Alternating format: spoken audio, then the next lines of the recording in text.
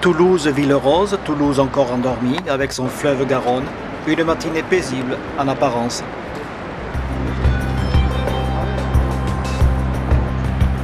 Quelques rumeurs musicales montent dans le lointain depuis le pont des Catalans.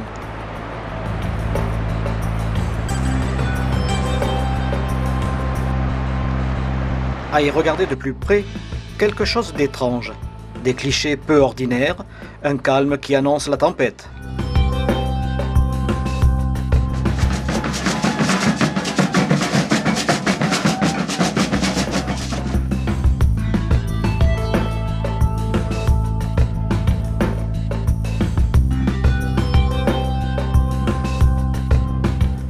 Plongé au cœur de la ville, septembre et octobre 2010 voient un conflit social généralisé dans tout le pays. Toulouse-la-Rose devient rouge de colère. La réforme des retraites qui vise à prolonger la durée du travail amène des milliers et des millions de manifestants dans toute la France. «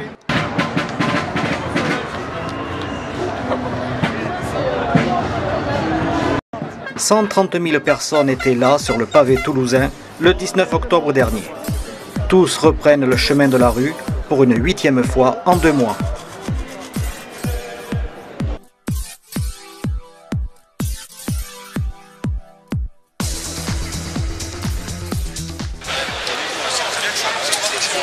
C'est le seul moyen de pression en tant qu'ouvrier qu'on a sur nos directions, sur le gouvernement, donc là on personne n'a les moyens de faire la grève, mais on n'a pas le choix, parce que le taux de chômage augmente, explose, et on sait très bien malgré les promesses de notre direction, parce que notre directeur ne veut pas, ne vous inquiétez pas, on peut le faire, mais on sait très bien que c'est pas vrai. Secteur public et privé, les jeunes, les handicapés, les personnes âgées se retrouvent dans une action intersyndicale qui rappelle les grandes heures de l'histoire de France en mai 68. Le cortège s'étire sur plus de 2 km. Entre panneaux revendicatifs et personnages plus ou moins connus, les anonymes et les élus vont d'un même pas vers la place du Capitole.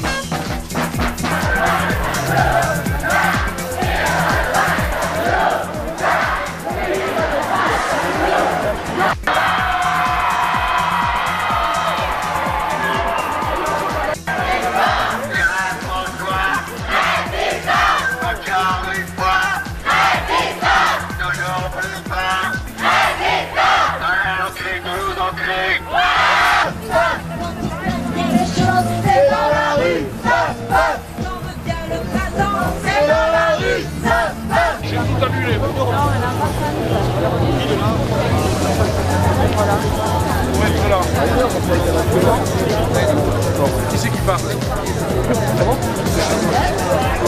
Ah, il y a que toi.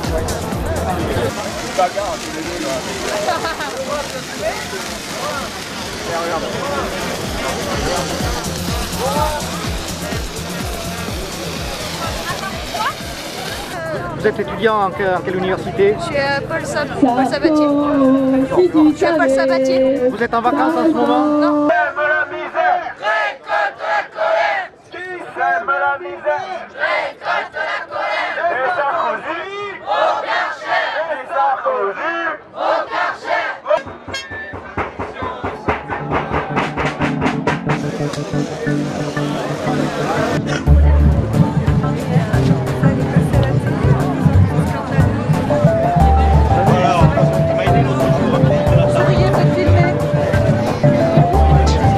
Vous êtes enseignante au lycée de Colomiers. Non, oui, mais je vais. Et vous êtes en vacances en ce moment, je suppose? Oui, je suis en vacances, mais je suis très contente de manifester. Mais vous êtes sur le pavé, depuis Voilà. combien de temps?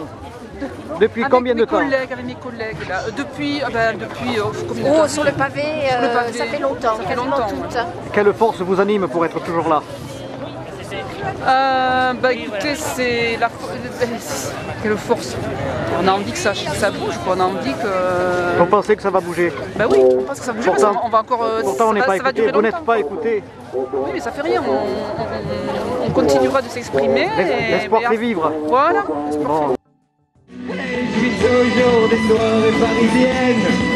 Il faudrait des soirées palatiennes. 5 fois, 6 fois dans la rue peut-être? Non, pas tant, parce qu'on essaie de faire ça sur nos jours de repos pour pas pénaliser nos patients. Alors, quelle force vous anime pour être là? Et puis mais parce qu'on ne peut pas être aussi malade que nos patients après. On ne pourra pas aller jusqu'à 60. Déjà 60 ans pour nous c'est difficile.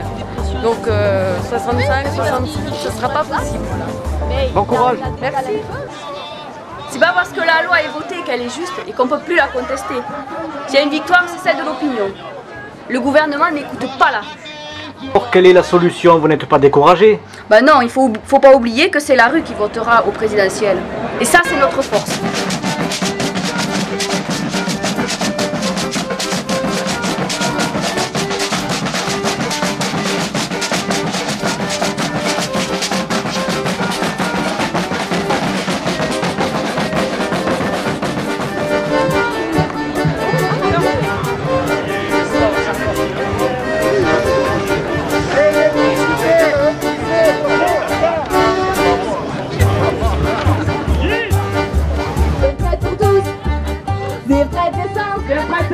Tous ensemble pour me lâcher. De la retraite, on veut en profiter. Le gouvernement doit reculer. Richesse, où on se servira de l'argent, il y en a dans les caisses du patronat. Partager les richesses, où on se servira.